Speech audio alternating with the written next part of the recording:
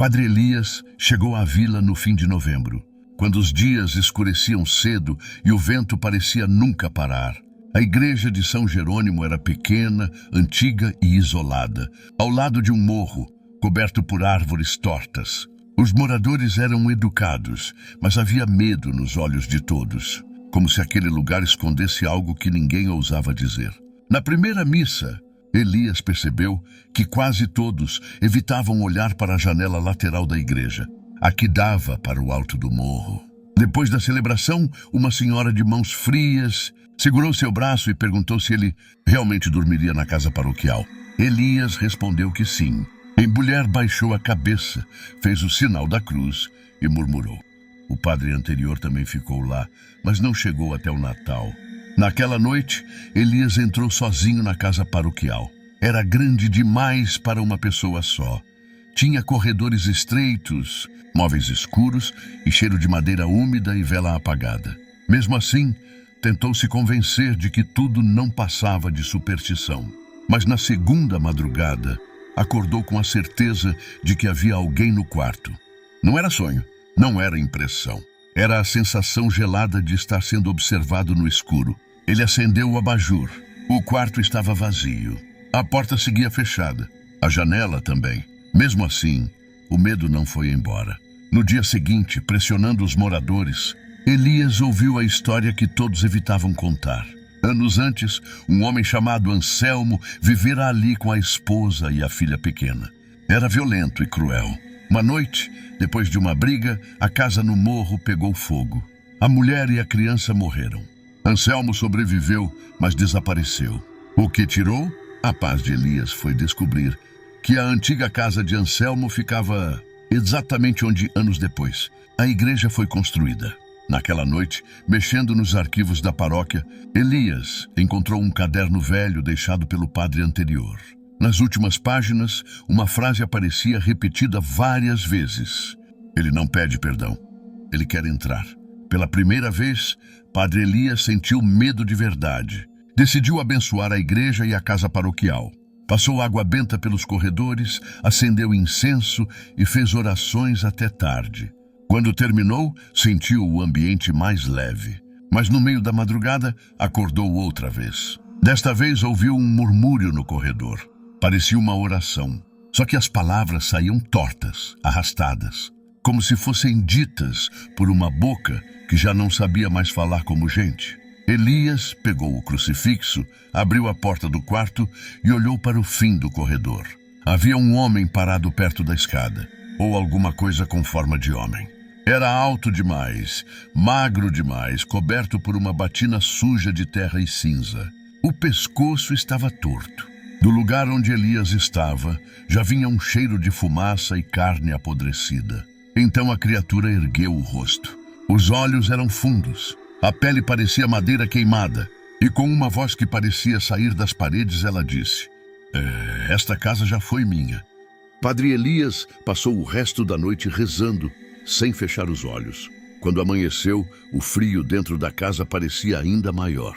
Ele sabia que aquilo não era alucinação, nem medo exagerado.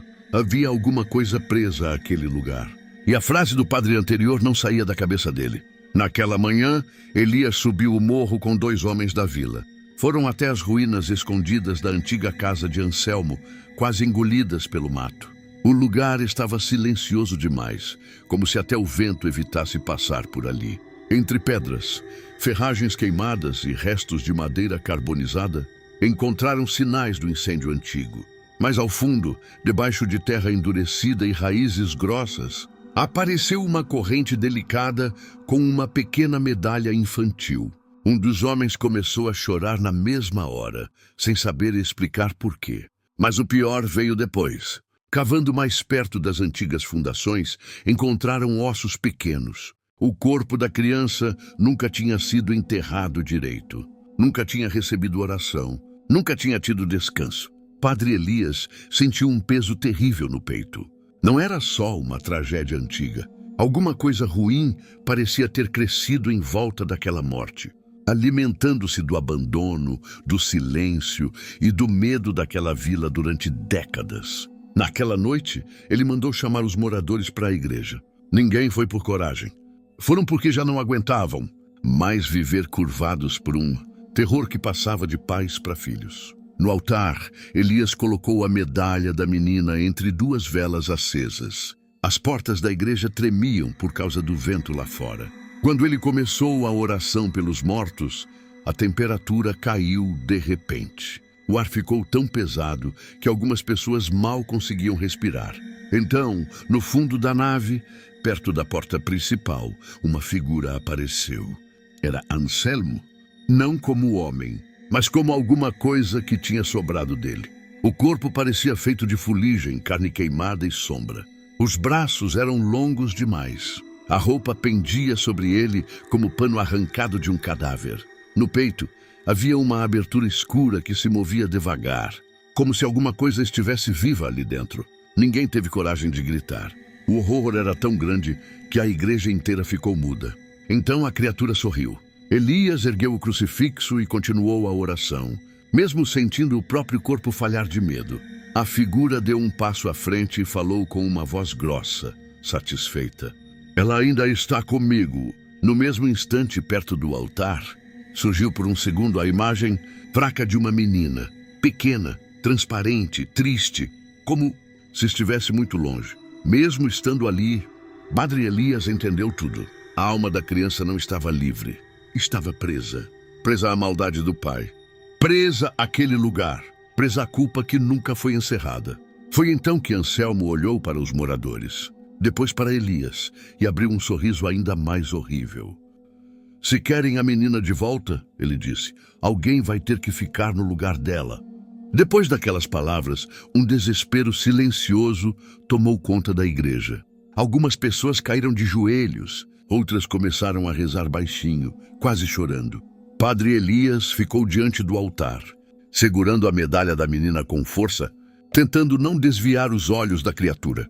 Anselmo avançou mais um passo. As velas se apagaram ao mesmo tempo. A igreja mergulhou numa escuridão quase completa, iluminada só por um resto de lua entrando pelos vitrais. No escuro, a voz da criatura parecia estar em todos os cantos ao mesmo tempo.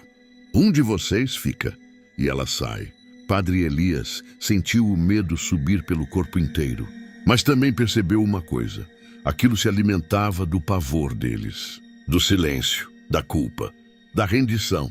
Então ele subiu ao altar e começou o rito funerário que nunca tinha sido feito para a menina. Pronunciou cada palavra com firmeza, mesmo quando o chão pareceu tremer sob seus pés. Conforme a oração avançava, a temperatura caiu ainda mais. Os bancos rangeram. As imagens dos santos balançaram. Um som de choro infantil começou a ecoar pela nave. E então ela apareceu de novo. A menina estava perto do altar, iluminada por uma luz fraca e suave. Não parecia monstruosa, nem vingativa. Só triste, muito triste. Ela olhou para Elias. Depois, olhou para a criatura. Anselmo soltou um rugido seco, furioso, e correu em direção ao altar. Mas antes que alcançasse a menina, Elias levantou a medalha e terminou a última frase da oração em voz alta. No mesmo instante, a figura da criança estendeu a mão. A criatura parou. Seu corpo começou a rachar, como madeira velha consumida por fogo por dentro. O sorriso desapareceu. O peito aberto se alargou ainda mais, e daquela escuridão saiu um som horrível, como se várias vozes estivessem gritando ao mesmo tempo. A menina não se moveu, só continuou olhando para ele, e aquilo pareceu ser pior que qualquer exorcismo. Anselmo começou a se desfazer diante de todos, pedaço por pedaço, como cinza soprada por um vento invisível. Em poucos segundos, não restou nada além de um cheiro de fumaça e podridão que desapareceu logo depois. A luz voltou devagar. As velas reacenderam sozinhas e a menina também desapareceu. Mas dessa vez, o ambiente da igreja tinha mudado. O ar parecia leve, limpo, como se décadas de horror finalmente tivessem saído dali. Nos dias seguintes, os ossos da criança foram enterrados no cemitério da igreja, com nome, oração e descanso. A vila começou a mudar aos poucos. As pessoas voltaram a subir o morro. As noites continuaram frias, mas já não carregavam aquele peso antigo. Padre Elias viveu ali por muitos anos. Nunca contava a história inteira.